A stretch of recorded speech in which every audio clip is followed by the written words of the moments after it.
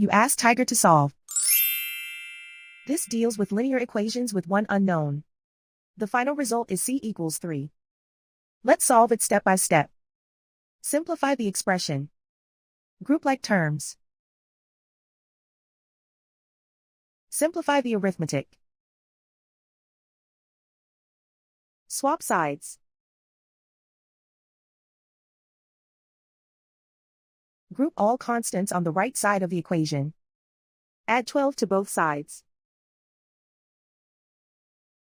Simplify the arithmetic.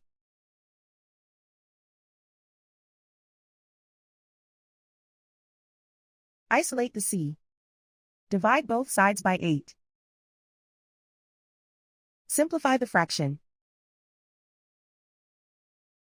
Find the greatest common factor of the numerator and denominator. Factor out and cancel the greatest common factor.